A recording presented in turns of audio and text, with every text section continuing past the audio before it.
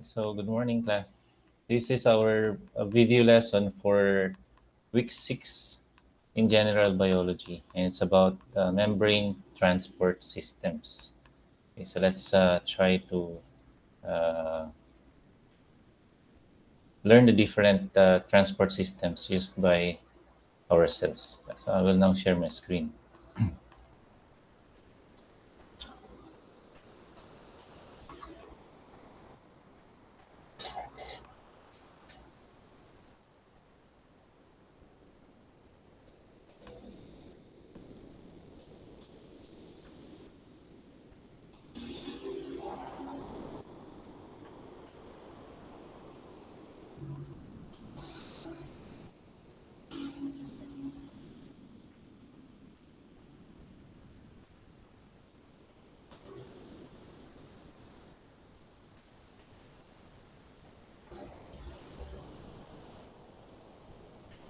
Okay, so again, our lesson class is about transport systems, and I would like to give credit to the sources I used in creating this lecture presentation. It's from Lumen Learning and it's from LibreText.org. So let's have a very short review. Let's describe the functions of the different components of the cell membrane. So this is the figure. So what can you remember, class? So the cell membrane again is by layer, lipid bilayer, class. So this is the lipid bilayer. Yan. And tinawag siyang lipid bilayer ulit because of the phospholipids. So single layer or one layer, another layer.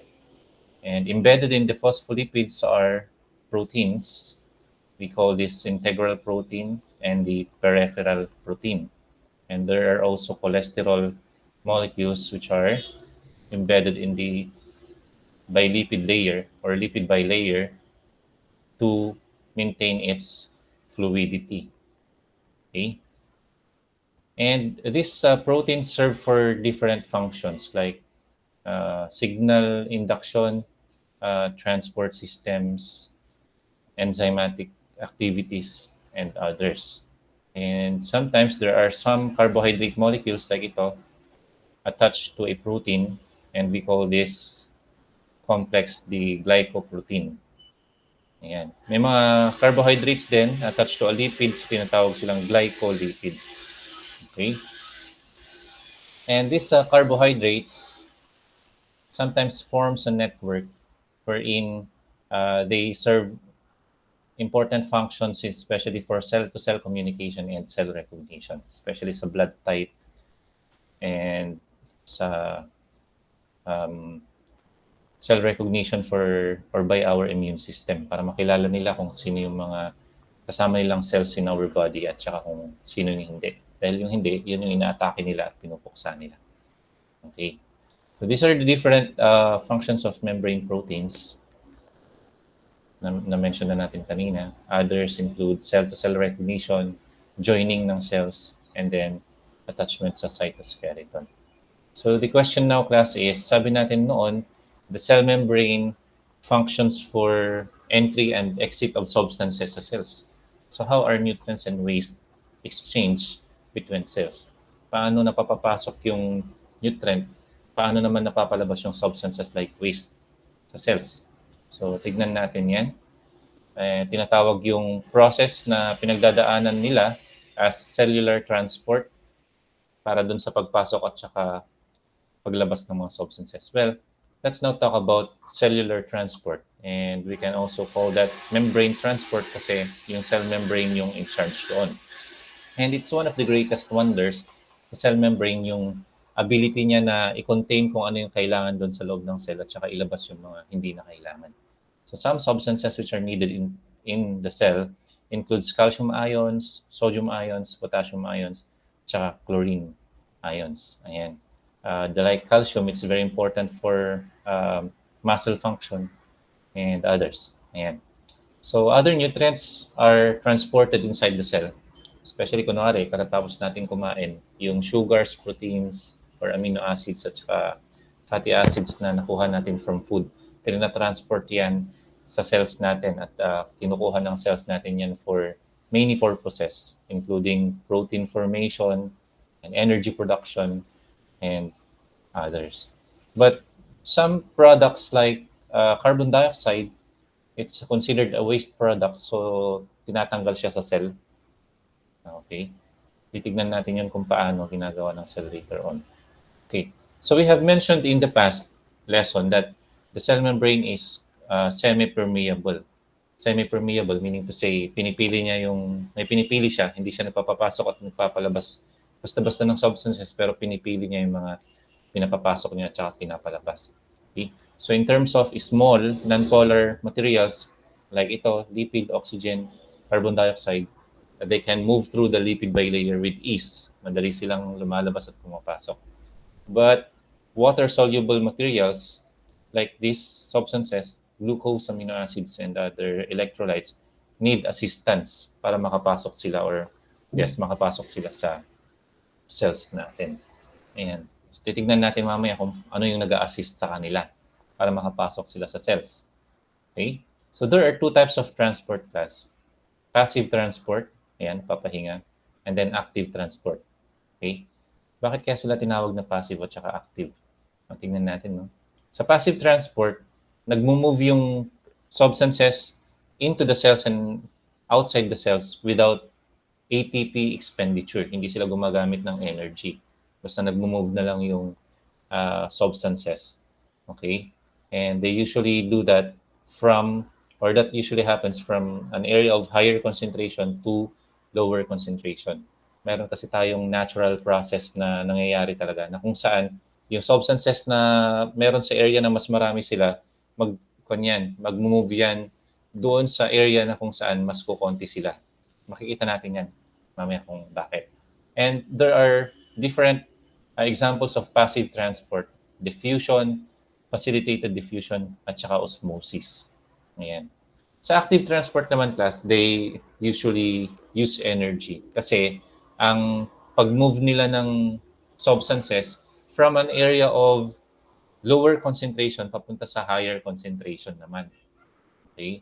So in such cases, kontra sa natural na flow, yung natural kasi from area of higher concentration to lower concentration. Yung active transport from lower to higher concentration. So since against siya dun sa natural na movement ng substances, gagamit siya ngayon ng energy in the form of ATP. Ayan. Okay?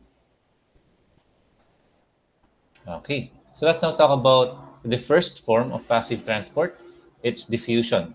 Sabi ko nga kanina, it's natural movement of molecules. And paano yung natural? From higher concentration to lower concentration.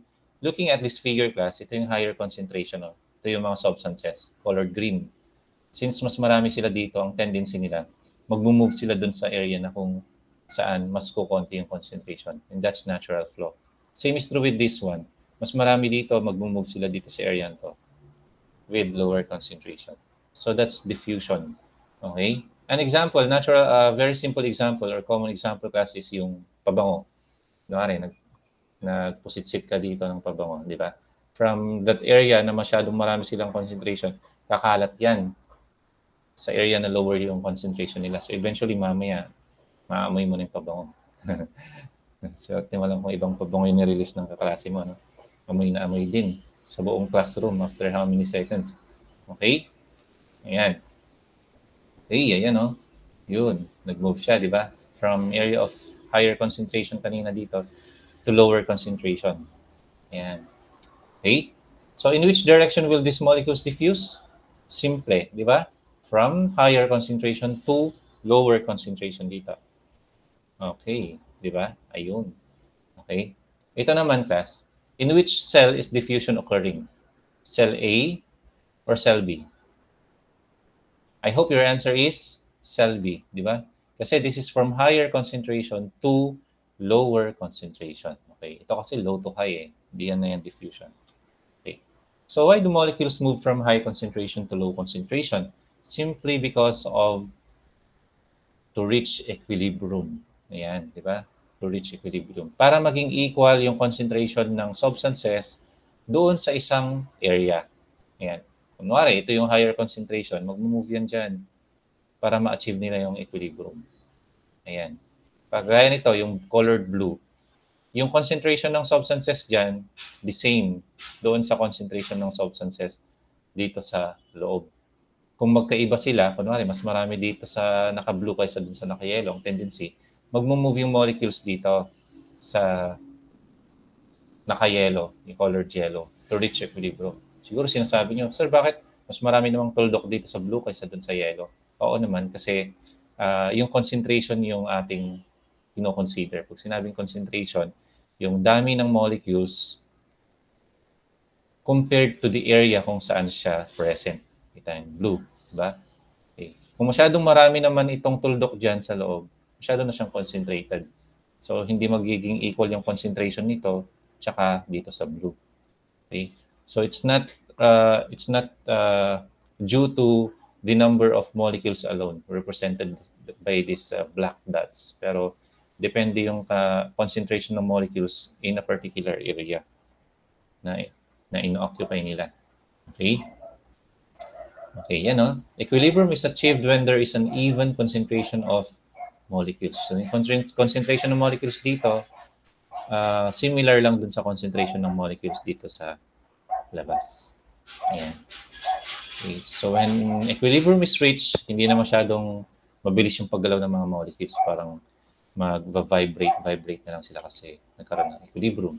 So, considering equilibrium, of course, these molecules will move dito, di ba? Mag-spread sila dyan hanggang sa maging equal yung concentration sa container. Same is true with this one. Makikita mo, walang malilit na tuldok dito. So, this will move towards this para ma-occupy rin niya yan. Magkaroon sila ng similar na concentration. Until yung concentration ng maliliit na molecules dito, ganun din doon. Same is true with this one. Walang triangle dito, so ang tendency niya, ito mag-move doon. Hanggang sa yung concentration ng triangle dito, same doon sa concentration ng triangle dyan sa kabila. Okay, so same is true with this one. Pupunta doon, from higher to lower. From higher, yung mga dots, to lower concentration. Higher concentration yung triangle, papunta naman siya dito sa blue to reach equilibrium. Okay? So, ano kayo maging itsura to achieve equilibrium kapag nandito na yung mga dotted structures na yan, ano? Okay? Ayan, no? Ayan. So, in this case, equilibrium is reached. Okay, dito naman sa kabila, ayun. Yan, no? Kung 2, 4, 6, 7, tas isa lang dito. Same lang sila ng area, 50-50. So, 4 triangle, 4 triangles. Di ba? Same concentration. Question, ba't ito hindi napunta doon? Masyado na siyang malaki. Hindi na siya lumusot papunta.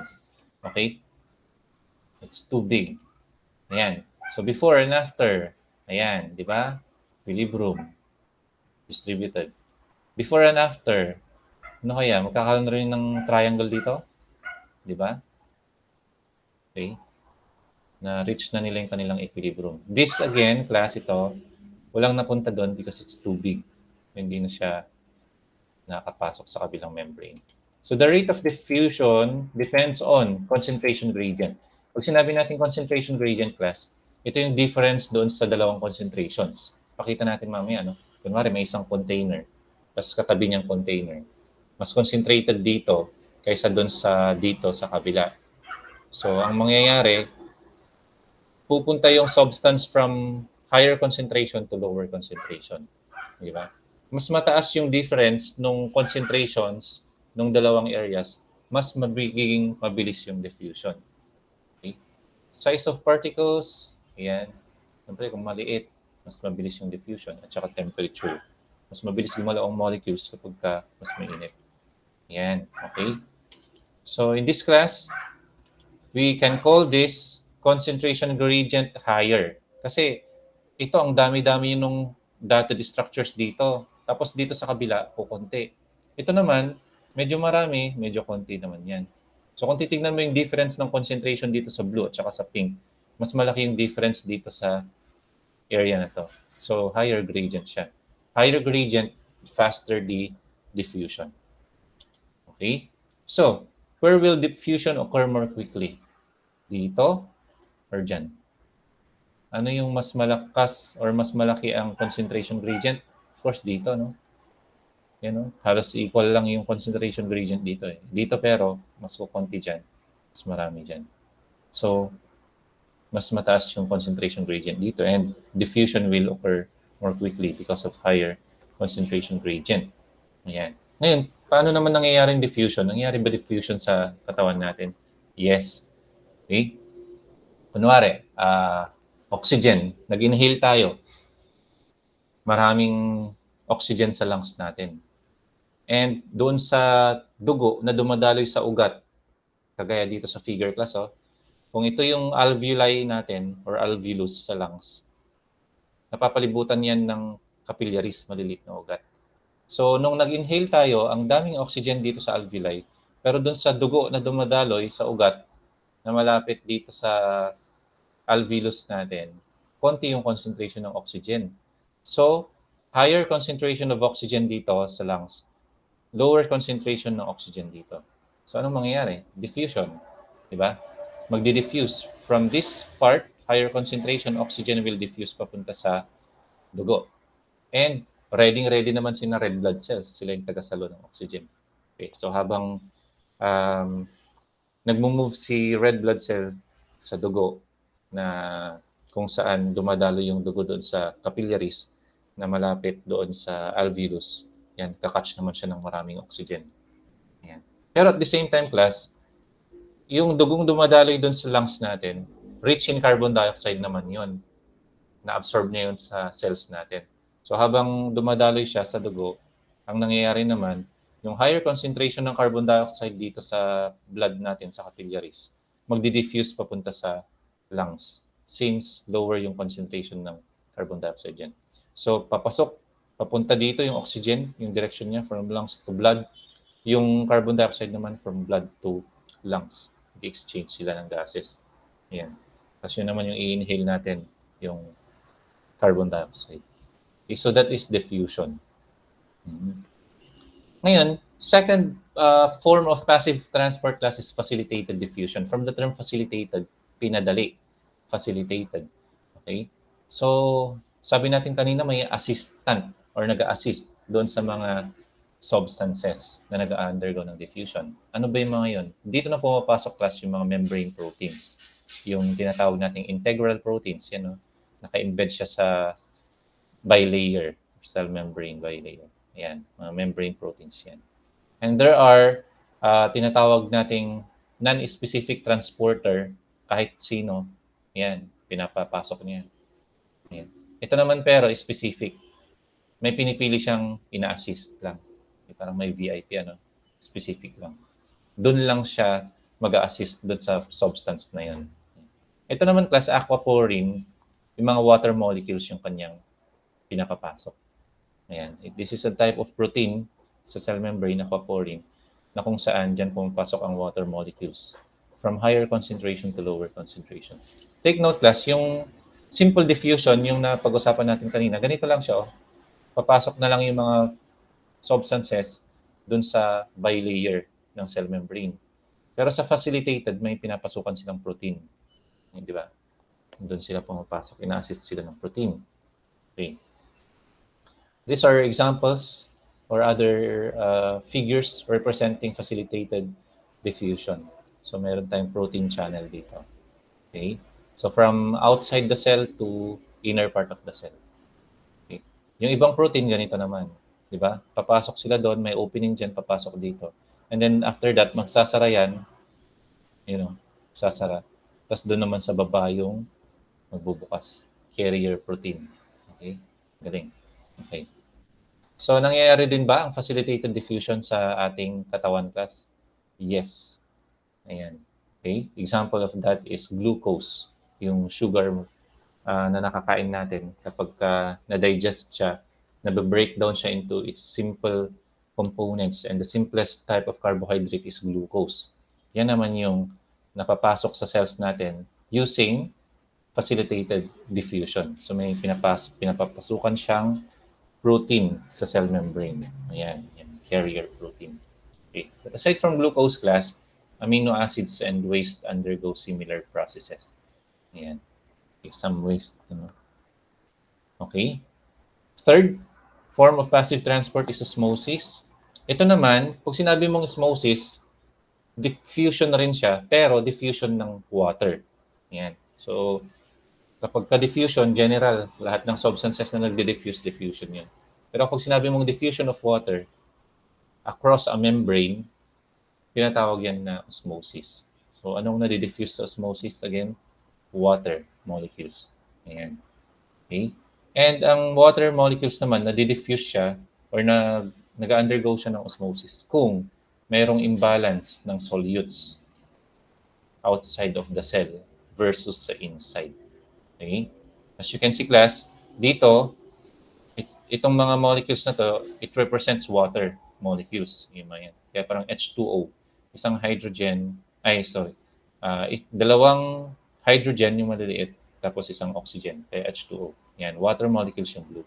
Ngayon, itong mga yellow naman, this represents solutes. Solutes are substances dissolved in solvents like water. So as you can see, mas maraming solutes dito. Ayan. Ito, mas kukonti. So ang mangyayari, ma-attract yung water molecules na mag-move towards this direction. So mas maraming solutes. Kasi kung titignan natin yung concentration ng solutes, dito mas marami, dito mas kukonti. Eh hindi naman makalabas itong mga solutes na to papunta sa kabila. So para ma-achieve yung equilibrium, ang mangyayari, si water molecules yung papasok doon sa kabila. Para yung concentration ng solution dito maging parehas doon sa concentration ng solution dito sa kabila. Ayan. At ang mag-move para maging the same yung concentration ay water. Ayan. Kasi hindi nga kasya si solute. Okay? To understand that further, let's take a look at this example class. Let's assume that this is the beaker. Ayan. Tapos mayroon na parang separating membrane. May nilagay na, kunwari, kung ito yung beaker, mayroong nilagay na parang sheet dyan ng paper na nakaka-penetrate ng tubig. So may separating membrane siya.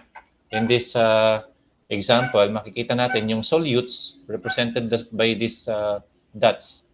Mas marami dito kaysa dyan. Okay? So kung concentration ang pag-uusapan, ano yung mas higher ang concentration ng solute? Dito, di ba? Kaya siya tinatawag na hypertonic. Ayan.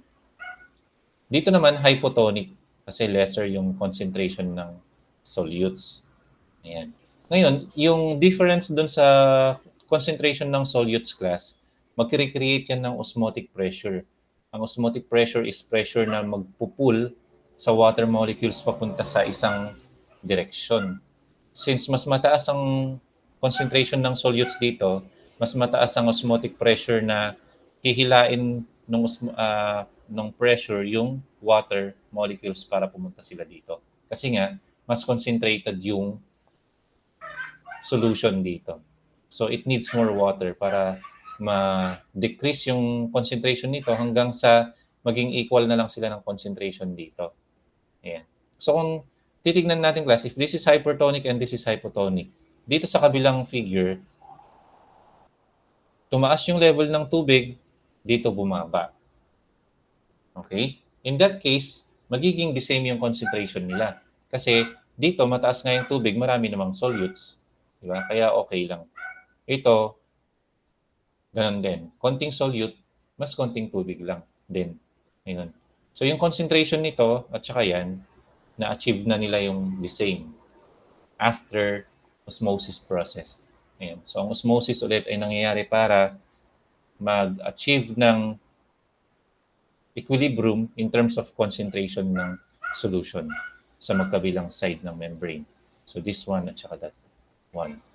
And if the concentration of solutions in different areas separated by membranes are the same, we call that isotonic. Isotonic. And that's very important class na isotonic yung solution, especially sa loob ng katawan natin. Yung solution dapat concentration ng solution sa dugo natin as regards a particular substance, it's important na may maintain yung isotonic solution sa labas ng cells natin at saka sa loob. Ayan. Okay? Tingnan natin. Ito. Kunwari na lang, if our red blood cells, ayan, red blood cells to, no? At nakasuspend sila sa dugo. So if the concentration of substances, kunwari lang, doon sa labas ng red blood cells, doon sa dugo ay napakataas kumpara sa concentration ng substances sa red blood cells. Ang mangyayari, um, kung hypertonic yan, yung solution, kung mataas yung concentration ng solution sa dugo, ang mangyayari, magkikreate yun ng osmotic pressure kung saan ipupull niya yung tubig na meron sa red blood cells. Kasi nga, napakataas ng concentration ng solution dito sa dugo kapag hypertonic. So, mangyayari, magkikreate siya ng osmotic pressure para ma-pull yung tubig na meron sa red blood cells. Para ma-dilute yung concentration or ma-decrease yung concentration ng solution dito sa labas. Pero ang mangyayari, mag-shrink sa cell kasi nga, mababawasan siya ng tubig. Okay. Kung sobrang konti naman yung concentration ng solution doon sa labas, hypotonic siya, ang mangyayari naman, papasok yung tubig sa cells. Ayan. Para mag-increase yung concentration dito sa solution na yan. Pero in that process, mag-absorb ng maraming tubig si cells, pwede rin siyang mag-burst. Okay? Because of too much water. Kaya in either case, may it be a hypertonic or hypotonic, delikado yun sa cells natin. Kaya ang nangyayari, yung concentration ng solutes sa dugo natin, it's the same with the concentration of solutes doon sa cells natin, like in cell membrane. Para hindi siya mag-release ng tubig, hindi rin siya mag-absorb ng maraming tubig. Nami-maintain niya yung tamang structure niya at function. Okay? Ayan. So if the solution outside the cell is hypotonic, mababa yung concentration ng solutes dito sa labas ng cell, ang mangyayari, papasok sa cells yung tubig. Ayan. Pero it will result to cell burst. Ayan. If the solution outside the cell, ito, is hypertonic, masyadong maraming solutes sa labas ng cell, ang mangyayari, magkikreate yun ng osmotic pressure na magpupull ng tubig palabas sa cell. Magsishrink sa cell. Okay? But if the concentration is isotonic, ayan, similar yung kanilang concentration, healthy yun sa cell. Ayan. Okay. Kaya yung dextrose na pinapasok yung fluid sa atin kapag na-hospitalize tayo, di ba? The same yung kanyang concentration sa blood plasma. Ayan. Para hindi siya mag-create ng cell lysis, yung pagputok ng cell, or yung pag-shrink ng cell, especially red blood cells. So this is again the diagram for osmosis class.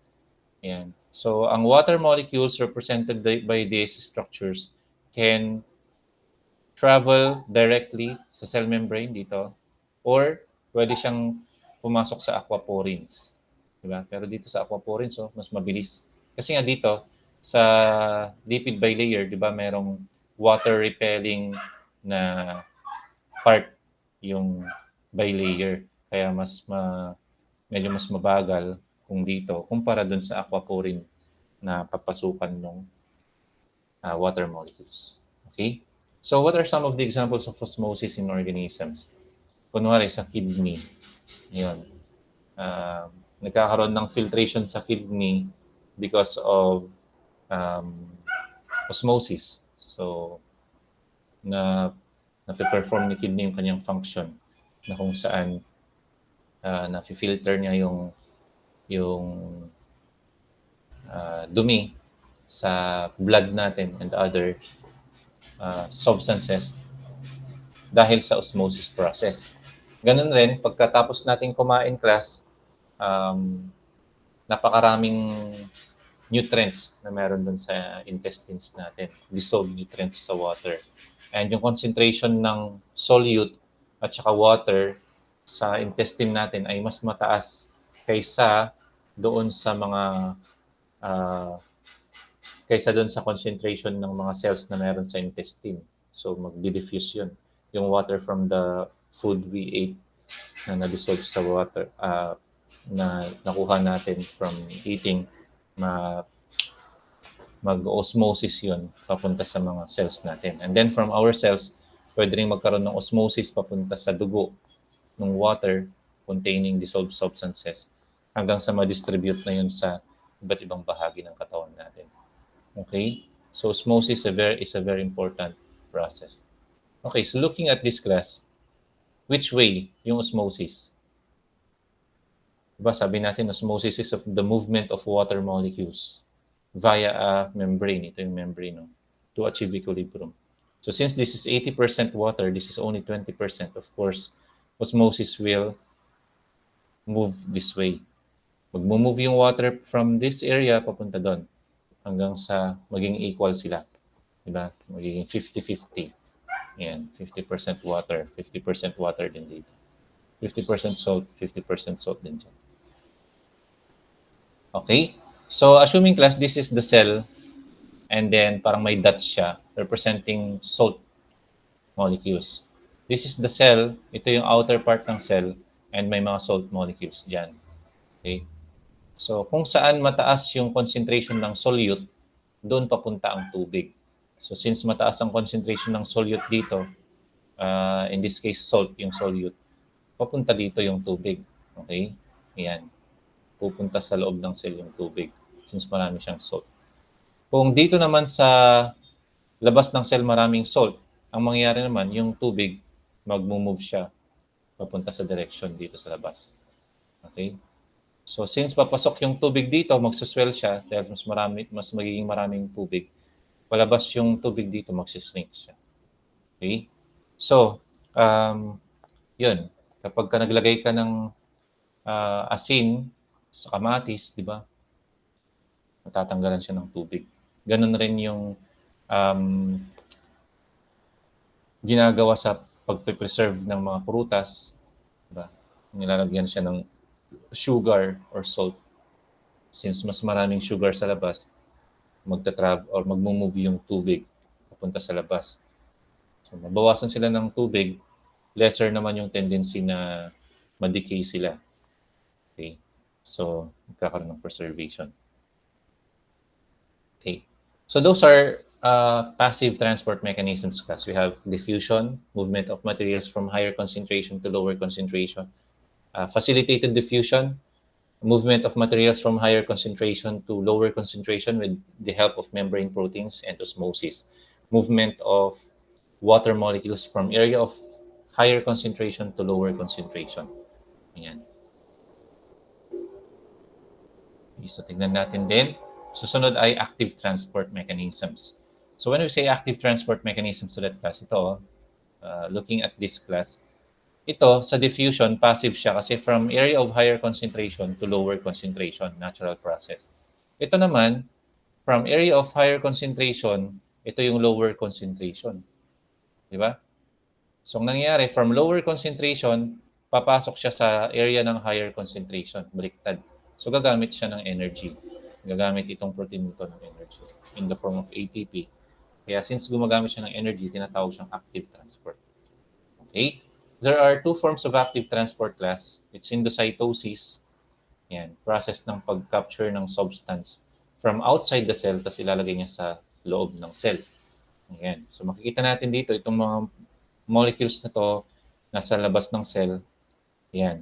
Nagkikreate ng ganito yung cell membrane hanggang sa ma-house niya yung particles. Mag-form siya ng membrane na mag-house dun sa particle. Tapos hihiwalay rin yan later on. Ayan, hihiwalay na yan. So ito na yung vesicle na tinatawag. Para siyang vesicle na nag-house ng particles from the outer part of the cell. Kasi di-deliver yan sa loob ng cell. So that's endocytosis. When we say exocytosis naman, class, from the term exo, outer, ito naman yung pag-move. Kabaliktaran siya ng endocytosis, no? Pag-move ng particles from inner part of the cell papunta sa labas. Ayan. So first, vesicle, magfufuse siya sa cell membrane, magfufuse yung membrane ng vesicle at saka cell membrane. Tapos mag-open, tapos release na ng substances. Exocytosis. Okay? So let's take a look at this image. Can you describe what is occurring in the figure? So, let's try macrophage. Ayan, ito yung isang klase ng white blood cell na kumakain ng microbes. So, ito yung microbes. Ngayon, pag natabi yung microbe dyan, i-envelope siya ni macrophage. Ayan o. Diba? Parang nagkaroon siya ng, kung yan yung macrophage, nagkaroon siya ng ganun. Nag-indent siya. Ayan. Nag-indent siya dito para ma-enclose niya yung microbe. Kapag na-enclose na niya yung microbe, mag-fuse yung membrane dito, hihiwalay na siya. Ito na yung vesicle. Ayan, vesicle. Okay? Yung vesicle ngayon, meron na siyang, nandun na yung microbes na dalawa. Ang mangyayari naman, makikifuse si vesicle sa lysosome. Si lysosome is an organelle which contains digestive enzymes. So kapag nag-fuse na sila, si lysosome, magre-release siya ng digestive enzymes dito, matutunaw si microbe. Ayan. Pag natunaw na si microbe at patay na, then that's the time na itong vesicle na to, makikifuse sa cell membrane ulit hanggang sa ma-release yung particle na to, dissolved particle outside the cell. So this part is what we call endocytosis. Nag-take in siya ng substances. Nung na-digest yung microbe at walang particle na pwedeng pakinabangan yung cell, nilabas niya lahat as waste. Exocytosis naman ito, process na to. Di ba? So, endocytosis, tingnan natin yung tatlong forms. Kung malaki yung particle, ang process na nangyayari, form of endocytosis na nangyayari is phagocytosis. From the term cell eating, malaki yung particle. So, ganyan, in-enclose niya yung particle hanggang sa ma-enclose na niyang buo, tapos hihiwalay na yon as vesicle. Yan. Pwede rin itong tunawin na ng lysosome later on. Yung mga pakikinabangan sa loob ng cell, i-retain, yung hindi, ilalabas. Okay.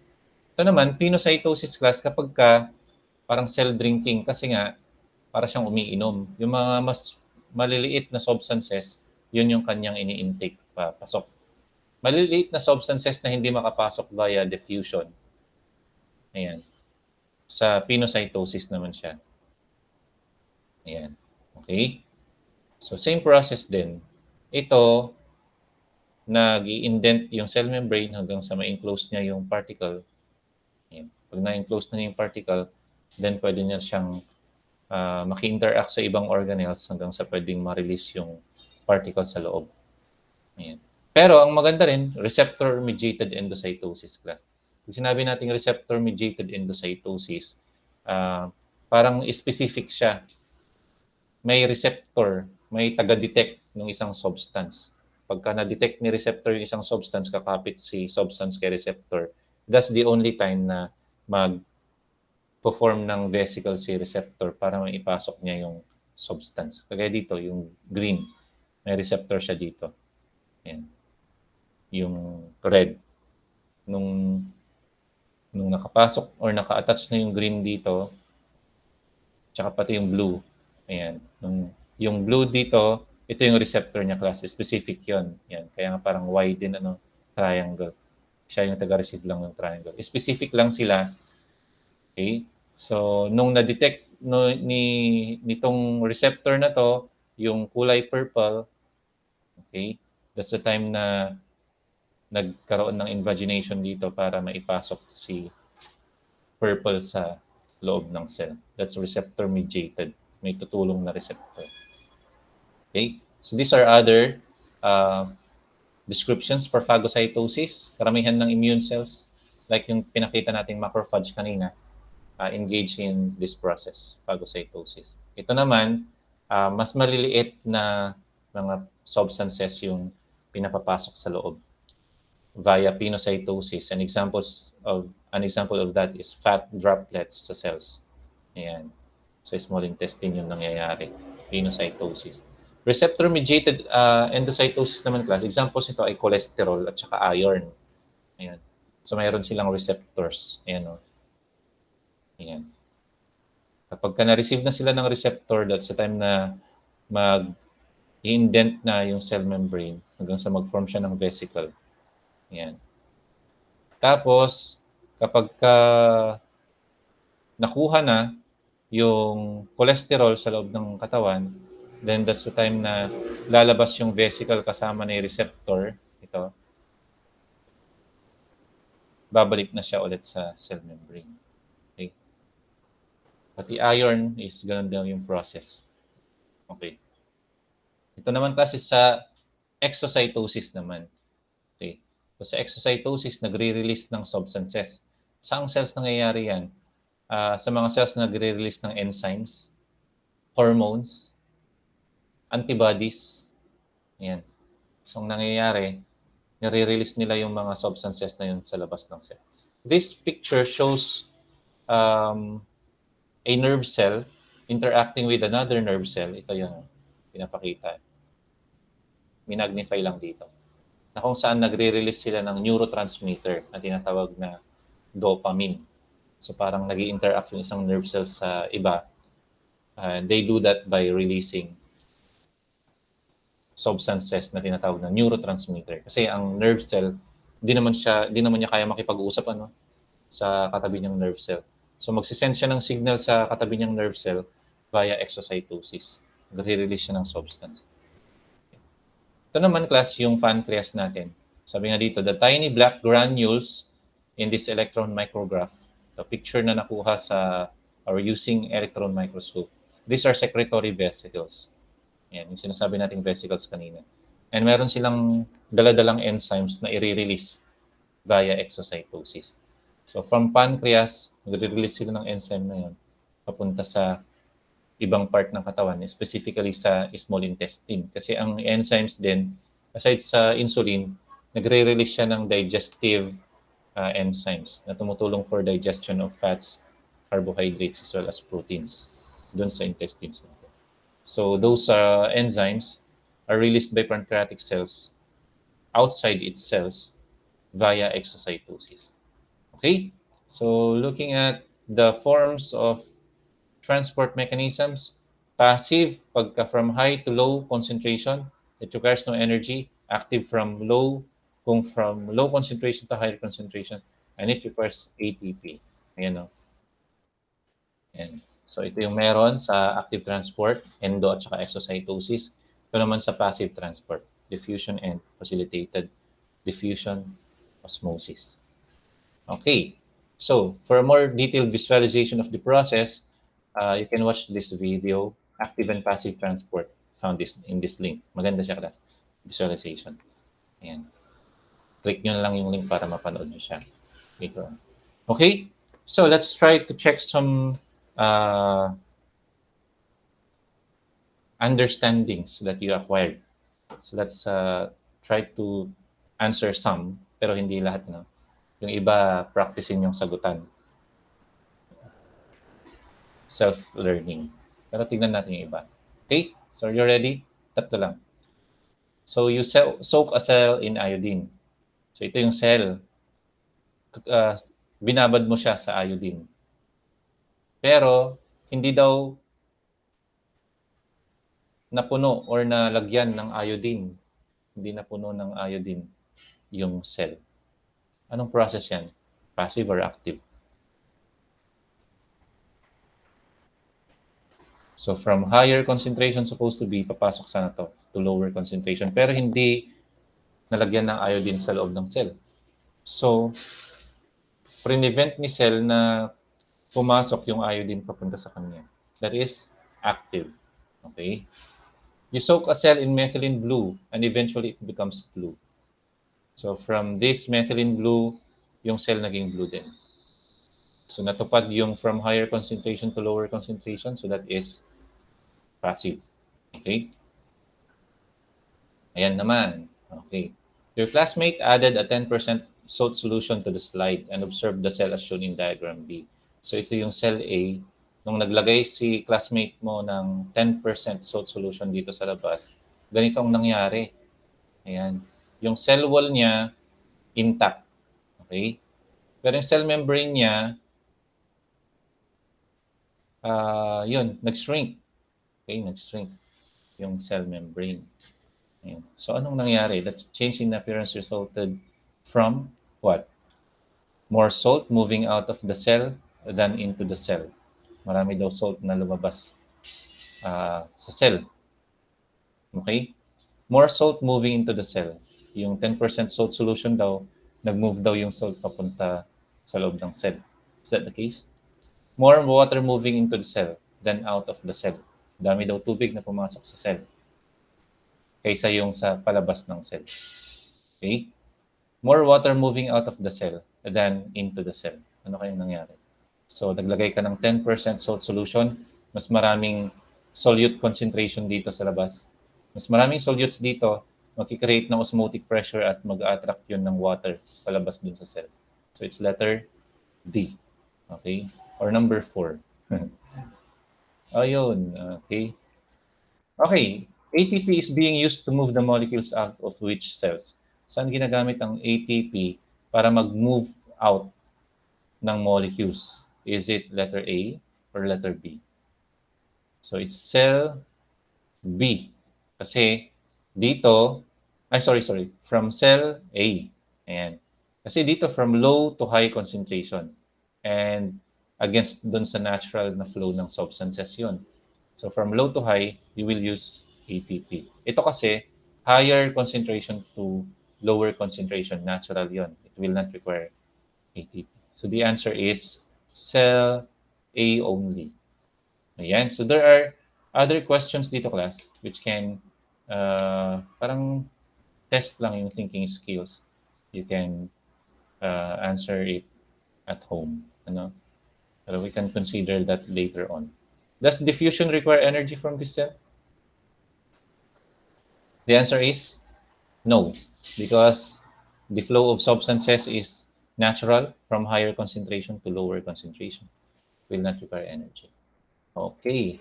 So, um, yan. So, take time to answer these questions. Yan. Sige nga, ito nga. Bonus question. Pag nakuha nyo. Which row represents active transport?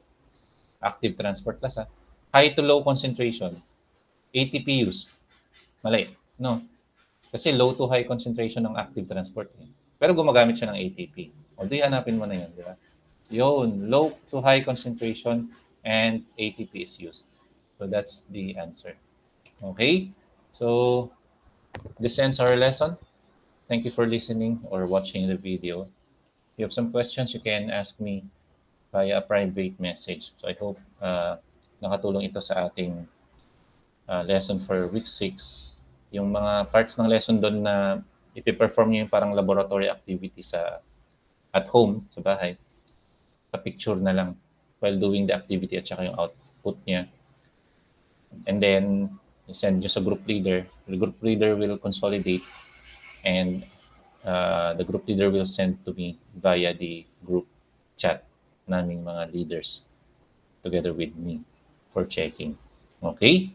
So, okay. So I will now stop sharing and goodbye. See you next week for our next week's lesson.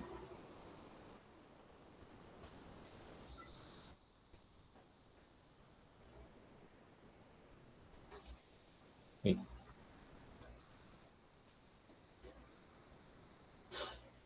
ano lang. Pala dapat. Stop recording.